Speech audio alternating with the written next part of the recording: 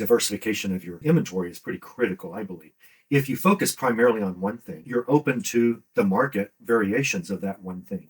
If you do strictly new clothing, probably in bad economic times like we are having, and if you focus on pre-owned clothing, it's probably going to be pretty good. Now, it's not just the economy, although the economy is currently the biggest factor. I was on the eBay for Business podcast and they asked what I sell. And I said, I'm an everything seller, because if someone goes to ebay.com and looks for something, I want to have it or something related. Now, I can't do that for everything, but I want to be in the same category. I want something in my inventory to appear in a search, no matter what they're looking for.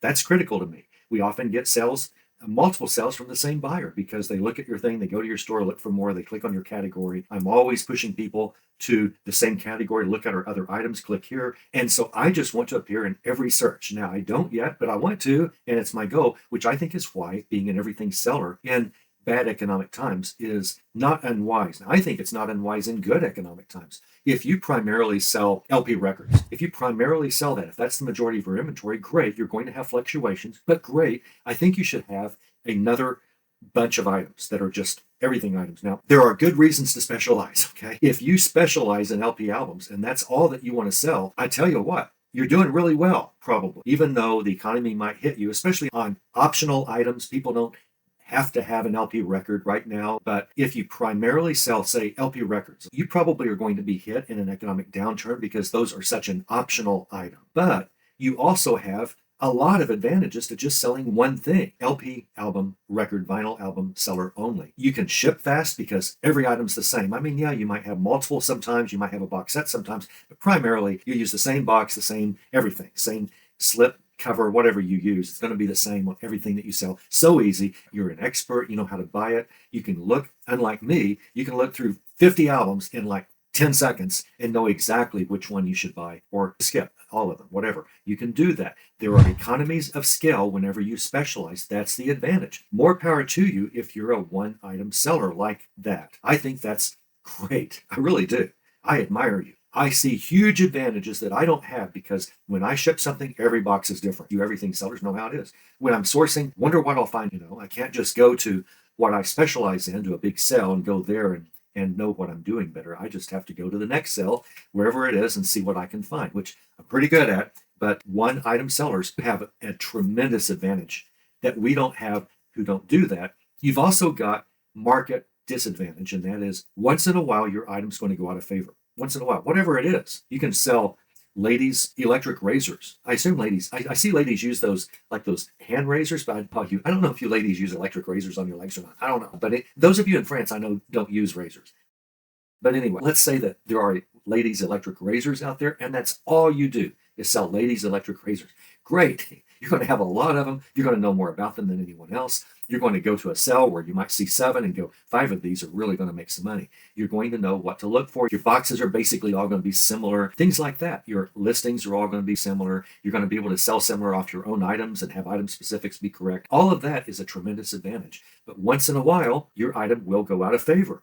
We'll go back to the hippie movement, and no lady shaves anymore. Their legs and their underarms, or whatever you all shave. I don't know.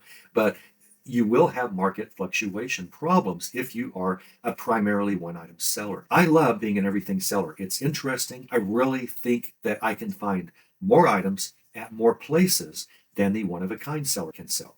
I think a one of a kind seller is able to find more wholesale lots of the items that you specialize in and be smarter about that. I would be afraid to buy a wholesale lot. I know a lot about books, like a lot about books.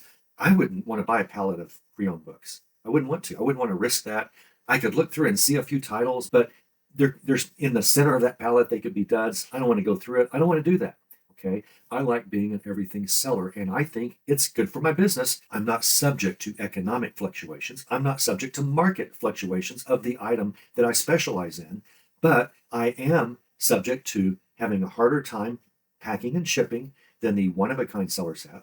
And I have a harder time sourcing, although sourcing's pretty easy, But other than, I can't just buy a wholesale lot of one thing. I don't trust my knowledge on one thing that much, really. Even books that I know the most of, even Waterford Crystal that I know a lot about. I wouldn't want to buy a wholesale lot of that. I don't think I'm smart enough to gauge whether would these 500 Waterford crystals be worth buying all at once. I don't know. That's a lot of risk, a lot of money. I don't know. If you only sell Waterford crystals, you could easily make that decision. So both sides are good. I prefer not to have the market fluctuate my sales, right? I want to sell everything. I don't care what the buyer wants. When they go to ebay.com or they click the eBay app on their phone, I want my items to come up in whatever they're searching for, because my items might be exactly what they're searching for or might be related, and I come up because eBay rewards me in search results quite handsomely. It's because of the work that I put into my listings and have for years now, and you're doing the same now. That's my cup of tea. That's what, and I sell teacups. Also, that's my cup of tea. I prefer to be an everything seller. If you're having fluctuation problems right now and you're primarily a one of a kind seller, I think you ought to add to your mix, at least for a while. I think you ought to. Summer's coming, spring is here, right? I think you ought to start hitting garage sales really fast and hit ground running and buy kitchen appliances. Just do comps while you're there on your phone. And I think you need to increase the mix of your inventory if you're a one of a kind seller right now and you are having sales problems.